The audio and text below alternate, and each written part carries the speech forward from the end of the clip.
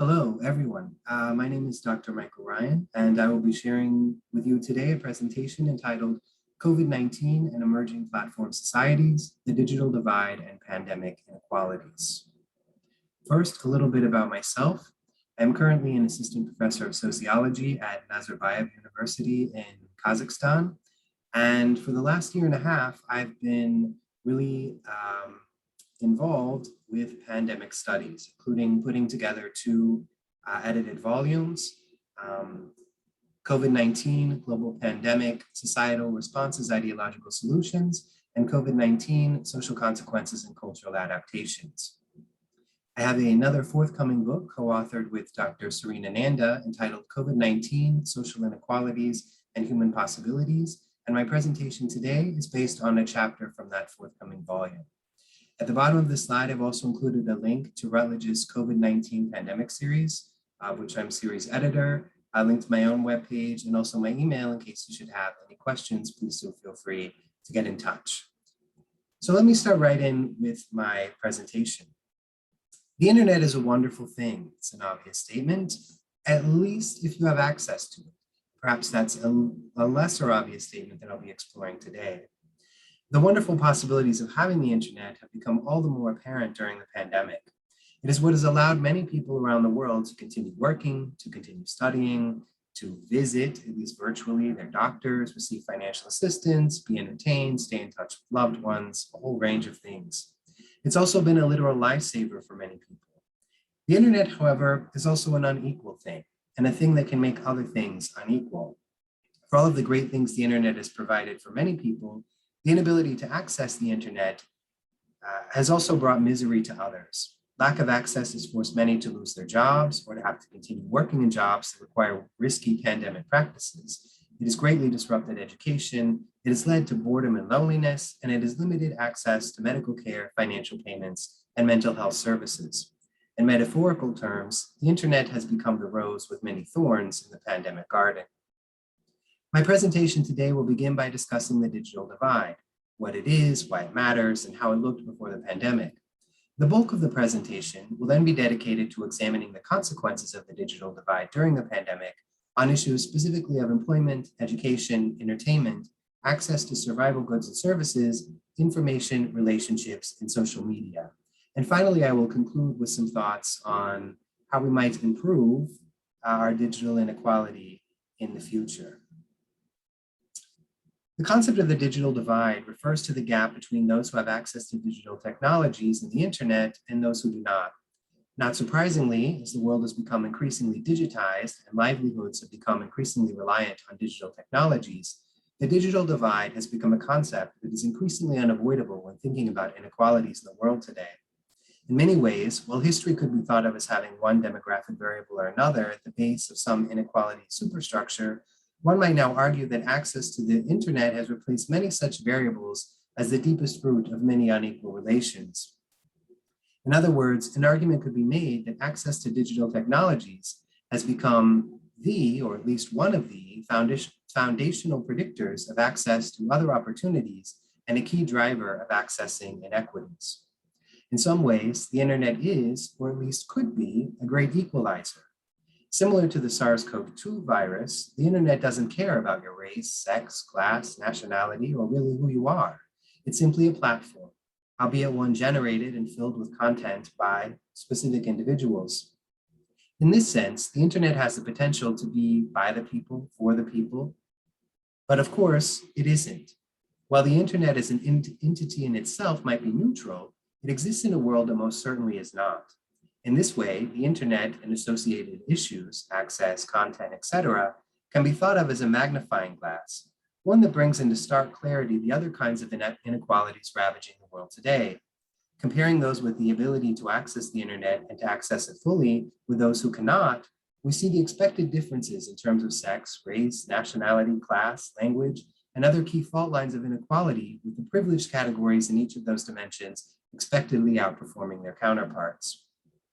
The myriad of issues connected to unequal access to the digital world are not new. Nearly since the World Wide Web was first developed by Tim Berners-Lee in 1989, the internet has been a source of great opportunity for some and great disadvantage for others. and that unequal distribution of opportunity has tended to follow along existing lines of pre-existing inequalities. So again, while the pandemic didn't create the digital divide, it has certainly done a lot to exacerbate the effects of it. The first step in gaining access to the internet is having access to a device capable of connecting to it.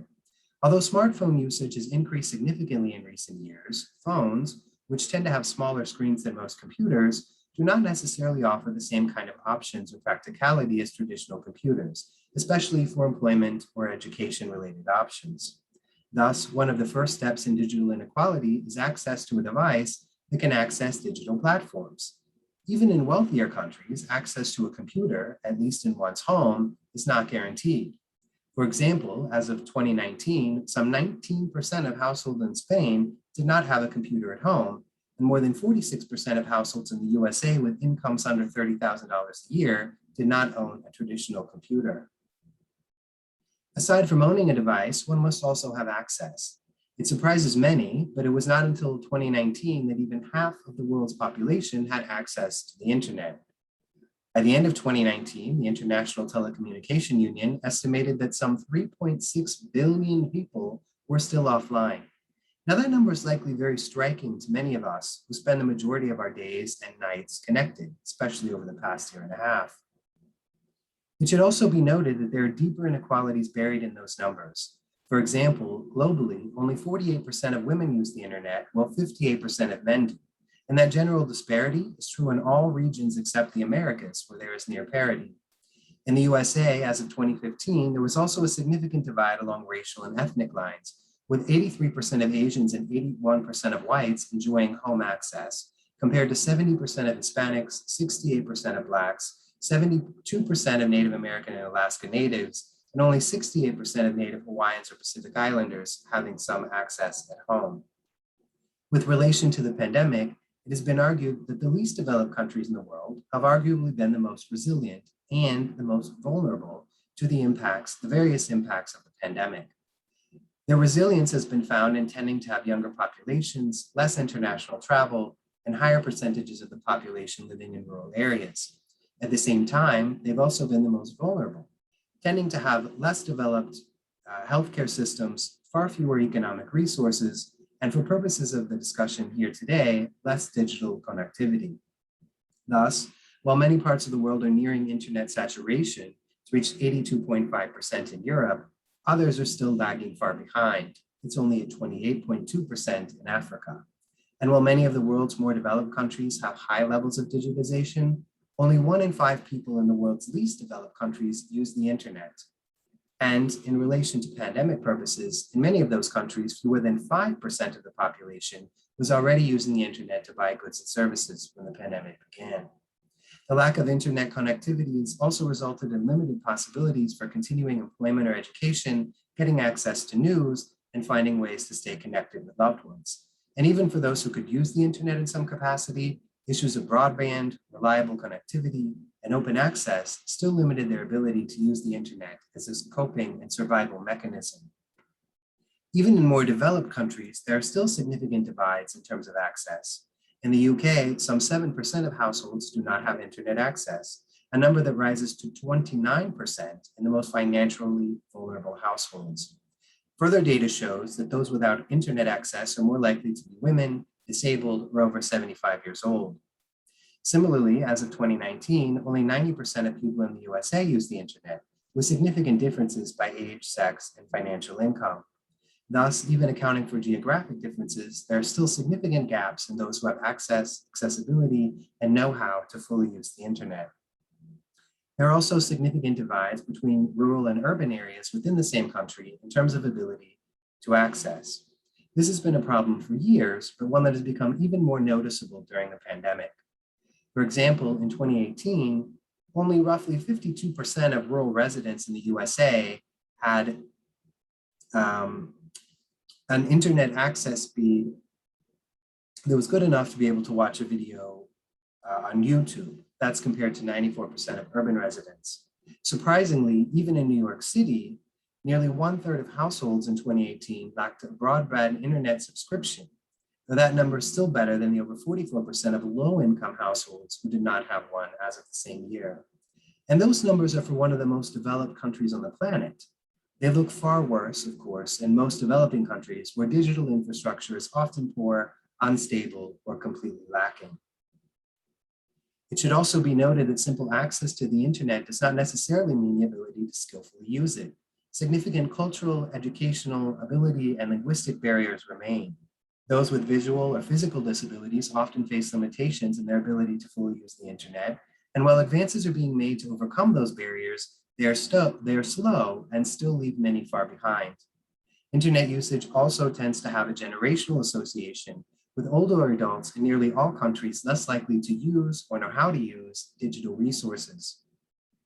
Additional resources estimate that in at least 40 countries, fewer than half of the population know how to do basic online skills like copy a file or email an attachment. This kind of limitation can have a multiplying effect, as even if one knows how to send an attachment, they must have a receiver who knows how to open one. Now, it's important to differentiate access from accessibility. Even if one has access and the knowledge and skills to take advantage of it, it does not necessarily mean that one has accessibility. Internet speed and reliability has been an issue in many locations since before the pandemic, but the increased number of people using the internet and using it more frequently and using it for more things has meant that bandwidth has been strained even in the most accessible places. Lowered speeds, overworked networks, and strained infrastructure have all placed additional barriers to use. Again, this problem has appeared even in markets with generally strong access. As an indicator of this issue, in March of 2020, Netflix agreed to lower their bit rates by 25% across Europe in order to help systems keep up with demand. It's also important to note that the digital divide is not just about access and/or accessibility, but also about content. Once you're online and with a stable connection, you still need to be able to navigate and understand the content available. The vast majority of internet sites are in English, with Chinese quickly catching up, and the vast majority of others are in other dominant world languages. Thus, someone with full connectivity and internet savvy who speaks only Swahili or Quechua, for example, will still be limited in their ability to take full advantage. It should also be remembered that internet access at home is not free. Even for those who might have had internet access before the pandemic, some have had to give up that privilege in light of more pressing expenses. For those who might already be suffering from financial difficulties and the ability to get enough to eat, the expense of an internet connection is likely one of the first to be cut. And while there are certain places where one can access the internet for free, for example, public libraries or commercial outlets in some locations, they imply potentially unsafe exposure to others at worst, and at best, and significant inconvenience at worst. With an understanding that the pandemic has had unequal effects on different people in different places, I now want to turn attention from a broad understanding of the digital divide to what that has meant in terms of daily life. So I want to begin that by talking about employment. One of the principal areas, if not the principal area, where the significance of the digital divide has become even more apparent during the pandemic is in relation to employment. It is now a well-received argument that those who are either already working online were able to, perhaps not so easily, transition to an online format have fared much better during the pandemic in nearly all senses than those who were forced to continue working in person or lost their employment entirely. And while many have voiced legitimate complaints and concerns about working online, it has largely been a lifesaver for those lucky enough to be able to take advantage of such an option. Those who are already working online before the pandemic began tended to be male, middle to upper class, and from more developed countries. They also tended to be those working in sectors that are less physically arduous, receive higher pay, and have greater job security. These types of employment were more resilient to impacts from the pandemic than those which required face-to-face interactions, such as many of those in the hospitality, travel, and tourism industries. There are also those in-between sectors, such as education and other jobs in the knowledge sector, where face-to-face interactions were previously the norm, but where a transition to online work, although often tangled and quite difficult, were nonetheless possible for many, though certainly not all. In this way, the inequalities in relation to employment were already apparent before the pandemic. The pandemic, however, forced all those not already working online to face increased job insecurity, make an often difficult transition to an unfamiliar format, or continue working in jobs that too often required putting oneself in situations of potential exposure. There's a lot to unpack in these options, but I want to focus today specifically on the ability to move online for those who are fortunate enough to have the option to do so, which again, it's important to acknowledge is a global minority. The ability to transition one's job online has as much to do with what kind of job it is as to where the employee is living. For example, fewer than 25% of jobs in Mexico or Turkey could be done from home, or more than 40% of jobs in Sweden or the UK could potentially make the transition. As I noted before, there are also stark geographic differences in terms of internet access, accessibility, and cultural know-how that all impacted the ability to move one's job online. Thus, even for those with the ability to move to an online working platform, there were still key differences and consequences in doing so. Studies from the EU have shown that fewer than 5% of employees who were already teleworking in 2018, and that fewer than 10% reported even doing so occasionally. Since the pandemic began, however, the fraction of teleworkable employment increased to an estimated 33 to 44% in all but 5 EU member countries. There were further divides within Europe, with those in the Benelux and Nordic regions reporting higher incidence of telework than those in Southern and Eastern Europe. Studies of teleworkability in the USA have shown similar numbers, with an estimated 37% of all jobs being able to be done at home, with the highest percentages being in the categories of computer and mathematical occupations, education, training, and library occupations, and legal occupations. Meanwhile, the sectors of construction and extraction occupations, food preparation and serving related occupations, and building and grounds cleaning and maintenance occupations all had a rating of 0%. Findings have further shown that the 37% of occupations able to be done from home account for 46% of all the wages in the USA, and that those who cannot work from home tend to be lower income, lack a college degree, be non-white, and lack health insurance. There are also significant regional variations. For example, more than 50% of jobs in San Jose and Washington, D.C. could be done from home, while fewer than 30% of jobs in Las Vegas or Scranton fit that category. In the USA, labor statistics also show that the ability to work from home is sharply correlated with income, with only 9.2% of those in the bottom income quartile being able to do so, as compared to 61.5% of those in the upper quartile having the same option.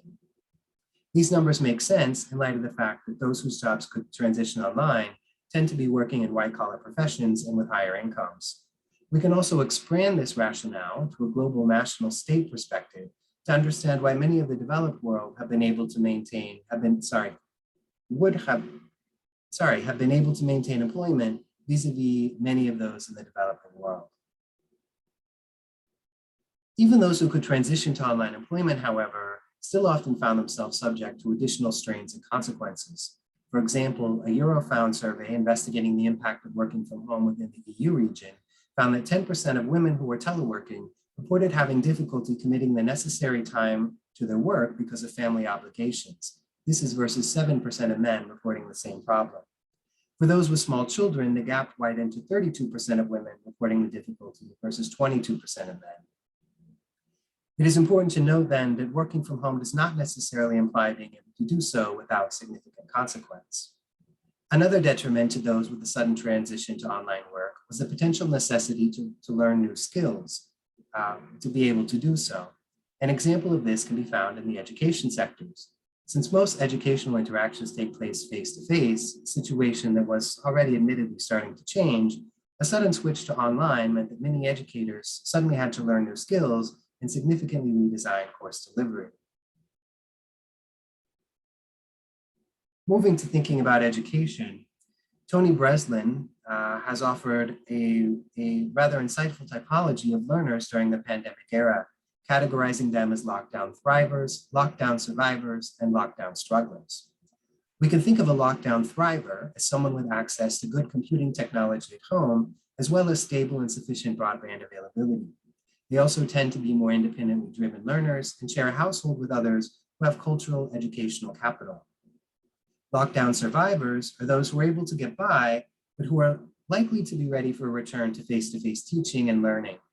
Lastly, lockdown strugglers have faced a more difficult time during the switch to online education, potentially due to a number of factors, such as lack of access to technology, overcrowded or noisy living conditions, economic struggles, or anxiety. It's important to note that most students move back and forth between these experiences as the pandemic progressed. As Breslin notes, quote, schooling in lockdown did not deliver a single experience to all young people or a consistent experience to most.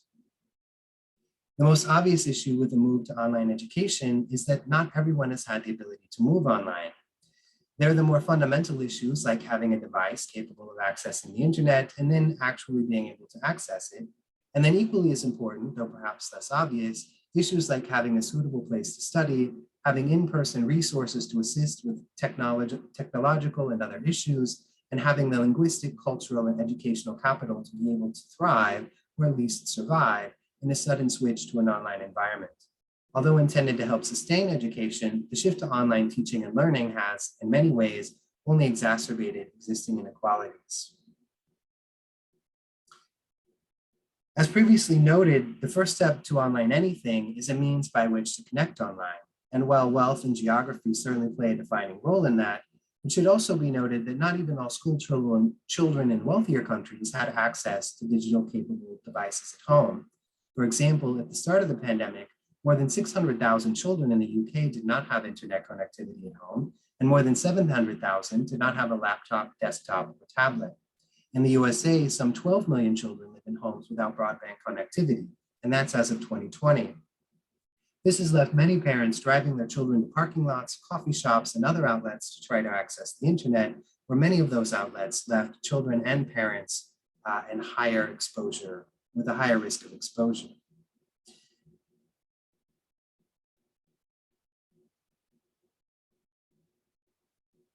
To explore some of these issues more in depth, in their study of how the sudden transition to online education impacted students, Smith et al. Explored issues of inequities in terms of access to technology, environment, and time, experienced by students during the spring 2020 semester. With respect to technologies, as was previously noted, students had differing abilities to access the necessary digital technologies and access to be able to effectively engage with digitally mediated learning. As Smith et al. Note, many low-income students rely on physical access to an educational setting in order to be able to use campus computer labs, have reliable internet access, and make use of printers and other technologies. With physical access then barred, or at least heavily restricted, many of these students were left struggling. When discussing the importance of the inequities of environment, Smith et al. Note that the move to online education has meant the move to video technologies for many students and teachers. This has meant that the backstage, those things we typically keep shielded from the public eye, has been exposed to the front stage, those things generally visible to the public. The use of Zoom and other video technologies and the requirement of synchronous classes with videos turned on has meant that many students and professors have had to decide between retreating from participation or exposing their private home lives to their public educational peers and superiors. For those from lower socioeconomic backgrounds, this has been a particularly stressful decision, as issues have revealed stigma, self-presentation, and other dimensions of social and psychological well-being have become a greater risk of being exposed. Finally, Smith et al. Discussed the importance of considering inequities of time. As they note, quote, many faculty members added reading and assignments because they lacked the experience to appropriately gauge workload for online courses and mistakenly assumed students suddenly had large amounts of free time or that they needed to replace face-to-face contact hours with additional work, end quote. Others have echoed this sentiment, noting that there was a general misunderstanding between what the time professors thought students suddenly had and the time that students actually had, as many of them were committed to increased household chores or employment or having to share accesses and time with siblings or parents at home. Although a literature is beginning to emerge on the unequal impacts of the pandemic on higher education, many of those analyses overlook the unequal power dimensions within colleges and universities. Bidwell et al. In their 2021 study, however, focus on these perceptions in the move to online learning and have drawn attention to this factor. They note how the impact, responses, and perceptions varied among administrators, faculty, and students, in part because each community is likely to experience the institution differently and because of the varying levels of power, status, and roles associated with their positions. While administrators have focused largely on bottom lines, faculties have been forced to adapt new teaching methods and shepherd increased student care, while students have been left scrambling to figure out not only how to study, but for many, also where to study. These different roles have often led to mismatched perceptions of what members of other status communities needed and felt was important.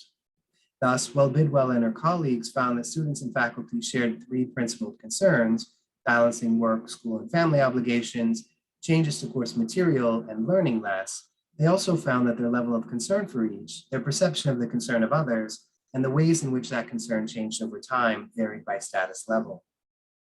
It should also be noted that even within many of these more nuanced studies, there's still an assumption that faculty themselves had access to and knowledge of how to use technology. It has been well documented that a growing number of faculty are themselves in precarious financial and professional positions. With a growing reliance on underpaid and overworked temporary instructors, the assumption that faculty are well-to-do elites or even learning a living wage has been put firmly under the microscope. Indeed, faculty have faced many of the same issues as students in terms of access to technology, connectivity, and knowledge of how to best transition to an online teaching and learning format.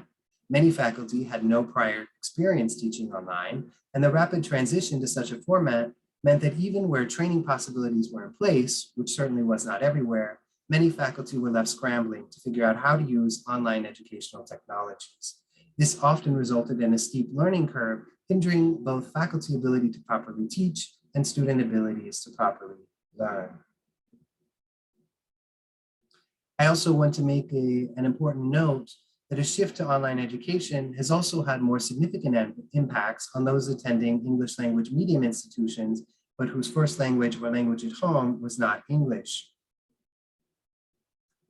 So for example, those students, although they were learning in their second language, might have had difficulties because they lacked perhaps the synchronous or the in-person visual cues necessary to help understand what was going on. And for others, they lacked someone in the household who spoke English who might be able to assist them. In a very interesting study, Hopkins and Trejo explored other barriers to use.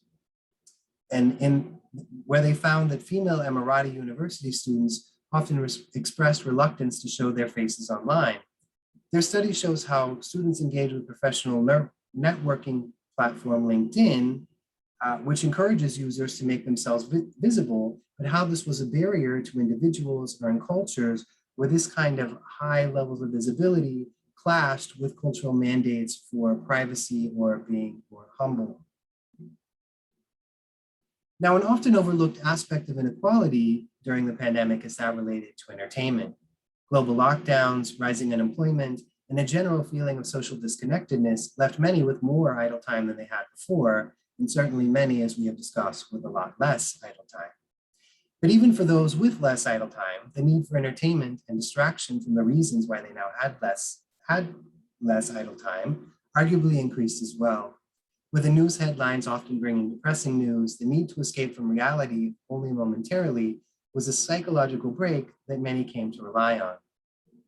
Now, it might seem petty or terribly out of place to discuss inequality related to entertainment alongside issues of employment, education, and the ability to visit a doctor. And while I by no means intend to suggest that issues of boredom are necessarily as profoundly impactful as issues of death and starvation, I do want to highlight the importance of the ability to find distraction, joy, and even indulgence as means of finding relief from the oppressive weight of pandemic times. Indeed, what kept many people sane even before the pandemic was the ability to take time every day away from the day-to-day itself. In other words, the ability to find escape through entertainment is a necessary component of mental well-being and an essential aspect of maintaining positive mental health for many. While the loss of in-person entertaining activities and venues, however, with the loss of in-person entertainment activities and venues, however, there was an increasing reliance on digital technologies in order to play. Those who had such access were able to find respite from the barrage of the pandemic world, while those without were largely left to either risk engaging in in-person activities for entertainment or to endure the negative consequences of losing access to a critical outlet of well-being. One of the most turned to forms of digital entertainment for many has increasingly become Netflix. Despite price hikes in 2020 alone, they added 37 million new subscribers. with 83% of those coming from outside North America. And they now boast more than 200 million subscribers, with original content being produced in multiple languages in most countries around the world. During the pandemic, more viewers were spending more time watching shows, with some of them, most notably The Tiger King, going viral during the early days of lockdown. These shows provided not only distraction for viewers, but also cultural flashpoints around which people could bond. In addition to those forms of entertainment specifically designed to be digital, other forms of entertainment that had been more in person, or at least hybrid, now suddenly turned to online formats. Sports, for example, are perhaps the oldest and most widespread form of human entertainment, and one that was already creeping from the physical world to the digital one. Thus, although sporting activities are still enjoyed by those who directly play them, as well as those who attend events to watch others play, they're also now enjoyed by those with radios, televisions, and access to the internet. But as major sporting events around the world were canceled, and indeed entire sporting leagues were suspended for much of the 2020 season, fans were forced to find alternative ways to find recreation. Many fans turned to watching reruns of major sporting events on television or to sporting documentaries, such as the popular 10-part, again, Netflix documentary about Michael Jordan titled The Last Dance. Although not necessarily new forms of entertainment, these alternatives to live events became staples for many sports fans around the world, now largely unable to partake in live events.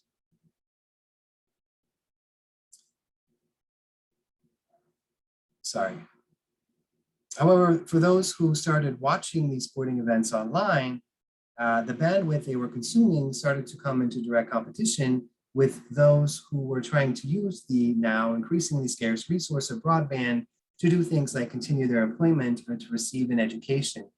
So not at all to downplay the importance of entertainment, but rather to highlight that it certainly became a very interesting question of what do we value?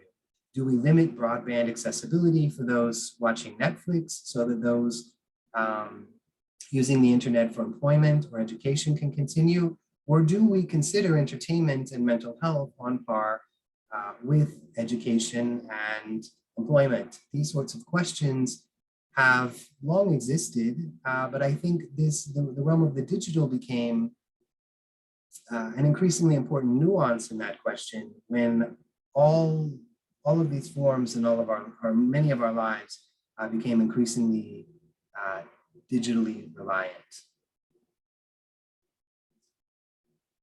But more than just a means of continuing unemployment, education, and entertainment, access to digital technologies also provided a lifeline to basic survival necessities. Food delivery, both of groceries and prepared meals, became popular. Visits with physicians went online. Psychological counseling and mental health services moved online, and contact tracing apps were unrolled to help combat the pandemic. During the pandemic, many people increasingly relied on digital outlets to be able to continue access to professional care, while others turned to such outlets for more social support. Online groups formed to crowdsource medical supplies and even medicines themselves. As much as your doctor's telephone number, their Zoom handle now became a common feature on many emergency contact lists.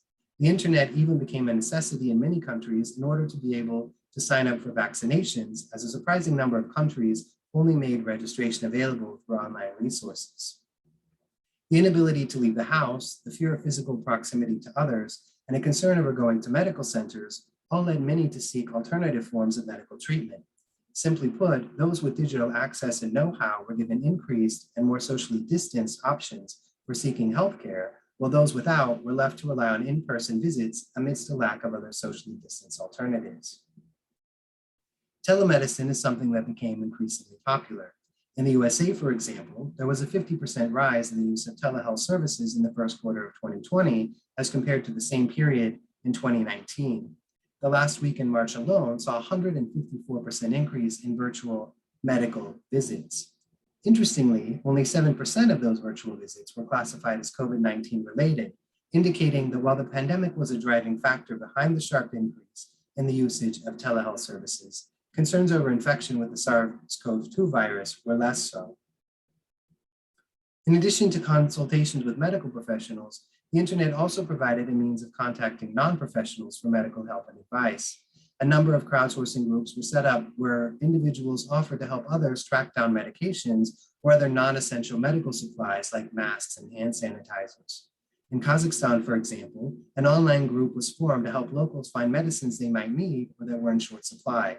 The group engaged in medicine exchange and also coordinated requests for vigilantes who went to other countries, namely Russia, to acquire such medicines. Although such practices were illegal, they did provide many with life-saving medications and other medical necessities that were either absent or in short supply in local markets. Food delivery is another area that became increasingly turned to in order to avoid contact and maintain physical distancing.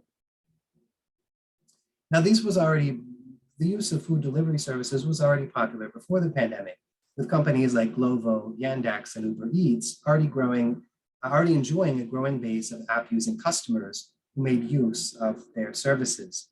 Leading grocery stores, most notably Walmart, also made use of online platforms to allow customers to order food online. Although in the case of Walmart, they didn't have to drive to designated locations in Walmart stores where attendants would bring orders out to their vehicles. And while before the pandemic, such services were largely seen as a luxury, during the pandemic, they increasingly came to be relied upon as a preventative health measure. Unwilling or unable to physically seek out food or dine in restaurants, an increasing number of people came to rely on these services as a means to acquire food without having to enter the physical proximity of others outside their households. During a time when a trip to the grocery store or one's favorite restaurant would mean potential exposure to the virus, online technologies provided a safer alternative for those who were lucky enough to have access to them. Another interesting area where access to digital technologies became important or essential for many was being able to make payments and to receive payments online. As a number of governments around the world began offering pandemic bailouts or financial survival mechanisms to their citizens, a lot of that money was transferred digitally. In some countries, you had to have a bank account. In other countries, the money received you faster if you could receive it online through a bank account rather than receiving an in-person check, which would again require going to a physical location and exposing yourself to other people. Contact tracing apps or contact tracing via digital devices, most notably smartphones, has also been one of the more controversial implementations of digital technologies during the pandemic. These contact tracing apps, or more appropriately called digital exposure apps, work by tracing the movements of individuals and then combining this data with reported infections to help alert people when they've recently been in close proximity with others who have been confirmed positive for the virus. Such systems have been put in place in a number of countries around the world, most notably in South Korea, where reports of their success have so far been mixed. In theory, the idea is sound. Data is collected anonymously, sent to a central database, and when a confirmed infection is reported, it helps notify others who shared that space during similar times to let them know if they should themselves be tested or undergo quarantine. Given the importance of knowing if, when, and where one has been exposed, the apps, at least again in theory, provide yet another way in which digital technology can be beneficial in helping combat medical issues. One critical problem with such apps, however, is that they only work when a critical mass of people are using them. For example, if you go into a store of 100 people and only 5 of them are using the app, it is likely to be of little service, though again, still better than nothing at all. The key to their success then, much like with vaccines, is that a critical mass of people are willing to use them and to use them honestly. Now, many have protested these apps, claiming that they're an invasion of privacy, despite the fact that the apps anonymize information and no personally identifying data is collected, or at least so go the claims. A study that has not yet been conducted, at least to my knowledge, but that could prove quite interesting, would be to see how many of those opposed to viral contact tracing use other location-based apps, such as Google Maps, various dating apps, or other location-based services. Even the use of credit cards provides a record of where individuals have been, and yet there is little, if any, protest against that form of data location collection. I now want to turn my attention to talking about information. More so, perhaps, than even toilet paper or hand sanitizer, the commodity arguably most in short supply during the pandemic has been information. Now, at this point, it's important to distinguish between information, that which is based in fact, misinformation, that which is spread but is believed to be true by those spreading it, and disinformation, that which is spread, but those spreading it know it to be false. While these differences are essential, here I will focus on how the availability of any kind of information at all has been impacted by access to digital technologies. As the pandemic began to spread, news of confirmed cases, death tolls, and lockdown restrictions captured headlines around the world. That news stayed at the top of the headlines for at least the next year. That said, where those headlines appeared in print, on a screen, or even in conversation, varied dramatically based on digital access. For the more than 750 million people on the planet who are illiterate, that's roughly almost 10% of the population, there was a strict reliance on word of mouth or audio programming, television and radio, to get information. For those without digital access, there was reliance on audio or print information. And for those with digital access, options expanded to audio, print, and digital information. Literacy is clearly the most important factor in access to information, but digital access and literacy is closely gaining ground. One advantage and disadvantage of digital technologies is that they allow, at least in theory, for access to more information. The advantage, of course, is that one can stay better informed about situations outside or even inside of their own community.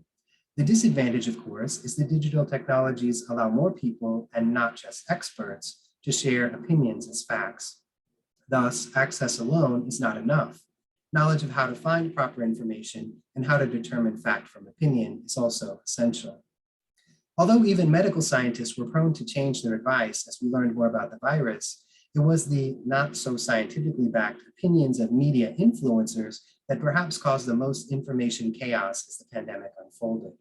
Some claims, such as then President Trump's questioning if there was a way to inject light into human bodies, or if ingesting bleach might offer curative potentials, were clearly absurd. Other claims, however, walk the line between scientific speculation and preemptive endorsements. For example, the use of hydroxychloroquine was at one time thought to be a potential partial remedy to alleviating the symptoms of COVID-19. Celebrities like Elon Musk and politicians, again like Donald Trump, both frequently treated resounding endorsements of the drug. Brazil even bought millions of doses, most of which are still in storage at this time. As has been noted, after such high-profile endorsements, searches for an unauthorized usage of hydroxychloroquine increased heavily. And while the exact status of this drug as a potential treatment is still somewhat in question at this time, it's the fact that simple tweets from non-medical professionals increased interest in its potential that is of note. It's a frightening example of how the number of followers, rather than the amount of expertise or level of scientific confirmation, influence public opinion and willingness to seek unproven treatments. Another concern with the reliance on media, especially social media, is that governments have proven fairly effective in simply shutting it down at a moment's notice. Countries like China, Myanmar, and North Korea all restricted access to COVID-19 related information via digital technologies at different points during the pandemic. Thus, although this might have potentially helped limit the spread of mis- and disinformation, it also limited the spread of any information at all, or at least that which was deemed unacceptable by the government. Access to digitized information does indeed represent a potential opportunity for better dissemination of knowledge, but it is an opportunity that is subject to caution and unrestricted access.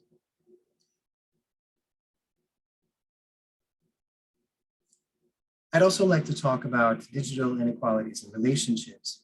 As the world turned virtual, the term social in front of relationships and interactions began to take on an entirely new meaning. Many of the major markers in our lives, weddings, graduations, even funerals, started to happen virtually. This was all new for many of us, and more everyday events like hanging out with friends and family, reunions, and even birthday parties also largely moved to online platforms. What it meant to be, quote, with someone came to take on new meanings during the pandemic, both those inside and outside of the household. This new form of sociality brought with it both new joys and new miseries. For many people, contact with family and friends became more frequent, especially as many of us sought new ways to alleviate the loneliness associated with lockdowns. There was even a trend of folks connecting with long ago friends they might not otherwise have contacted. High school class reunions became even more popular, old college roommates reconnected, and distant cousins were brought into the fold. Although in new and different formats, social connectedness, or at least time spent interacting with others, increased for many. Despite the benefits of staying in touch online, however, there were those who struggled. For example, in a study by Poon and Holder in 2020, only about 25% of seniors reported feeling confident about using electronics to go online. There were others who might not have been familiar with the technology, were not comfortable with the technology. I myself do not particularly enjoy being on camera, where this became a sort of limitation. The concept and feeling of Zoom fatigue also became a common complaint of many, as work, education, and then even our free social time all increasingly took place in front of a screen. For example, despite a move to synchronous or asynchronous classes, some teachers indicated spending even more screen time with students than they had in person as the time needed for pastoral care increased. Thus, whereas before meetings and interactions had provided at least some respite from the blue light of a media screen, they now meant even more time in front of one. Average time in front of a computer dramatically increased for those with connectivity. Despite the exhaustion of online connectivity, the move to virtual rather than in-person time with family and friends, and the general sense of physical, if not social distancing, it should be remembered that these complaints are available only to the privileged minority who had access to technologies to create such quote unquote problems. Those who missed family funerals, had greater difficulty with education, or who were unable to move their jobs online would surely have loved to be able to complain about Zoom fatigue. Shifting to a discussion of social media exists somewhere on the borders between employment, education, entertainment, survival tool, and source of information. It was already well on its way to becoming the dominant media before the pandemic. In fact, one problem is that people no longer seem to be able to tell the difference between media and social media, in part because the former is so often about the latter, reporting on tweets, etc. As I noted before, one consequence of this is that influencers have come to replace experts as sources of information. Now, none of this is to defend traditional media, which already had a myriad of problems, especially in that they were often assumed to be experts, and yet they were most of the time just aesthetically pleasing individuals meant to entice an audience, rather than experts who were giving opinions rather than facts. Another problem was the rather narrow range of perspective offered by the media, especially with corporate sponsorship and the battle to maintain those who were ideologically similar to folks who were already watching the news station. Now, the number of social media users during the pandemic skyrocketed as people began increasingly using their favorite apps to stay in touch with loved ones, to stay informed, or to stay entertained. The Facebook family, which includes Facebook, Messenger, Instagram, and WhatsApp, saw a 15% increase in daily users during 2020, as more than 2.6 billion people signed on to one of those outlets at least once a day. That represents over 75% of people who have internet access. Now, without question, the real breakout social media star of the pandemic has been TikTok, a Chinese-owned app that allows users to post 15-second to 1-minute videos where they can share content ranging from dancing and lip syncing to makeup tips to news and personal stories. The app was downloaded more than 1 billion times in 2020 alone. Now, TikTok also became a popular outlet for many young people to connect and share information about the pandemic, about staying safe, about how to wash their hands, about any number of beneficial health practices. Whatever the platform, social media has sometimes been hailed as a great equalizer. The rise of social media has meant that everyday folks, but also celebrities, politicians, and even the ever-elusive experts can now potentially have their voices heard by a broader audience. Unfortunately, this potential has only materialized for a few. Instead, what has happened, as I have mentioned several times before, is that a group of influencers have come to dominate social media, and many of them for the same endorsement, money-making rationale that drives so much of non-social media.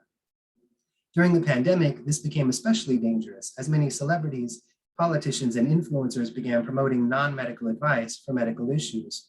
Perhaps the clearest case of social media gone wrong was that of Donald Trump, which is of course a case study worthy of a much lengthier analysis, and one where misinformation and disinformation became the name of the game.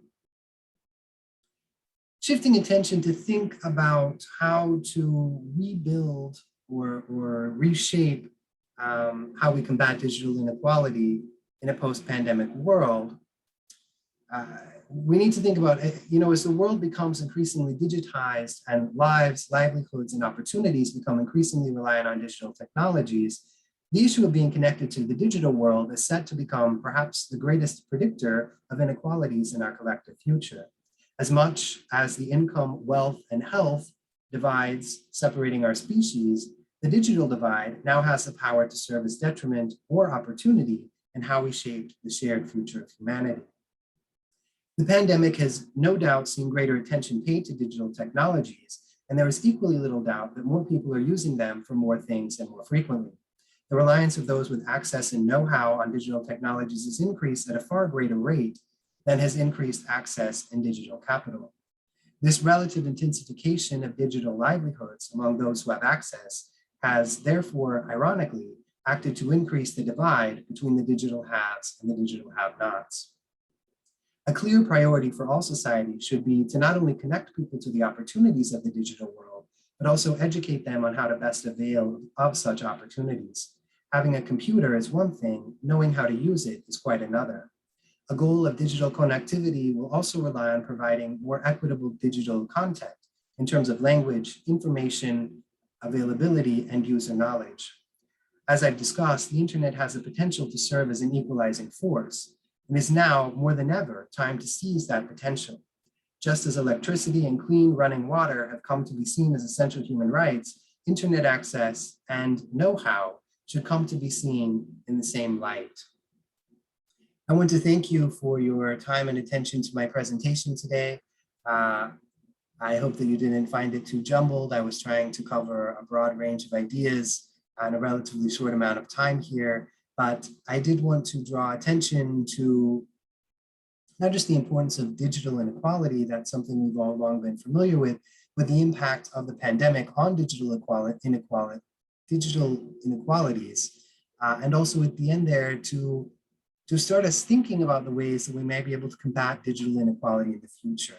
Now, although I've spent almost all of this presentation highlighting how terrible things are, I do think it's important that we don't think of these sorts of informative sessions as just doom and gloom, but rather about consciousness raising and about raising awareness and raising understandings. Once we understand what these inequalities are, once we better understand what's driving these inequalities, that's when we can finally begin to think in a more coherent, hopeful manner about how we might be able to, and hopefully will, overcome these inequalities. So thank you again for your time and attention. And if you have any questions, I would be happy to address them via my email. Thank you very much.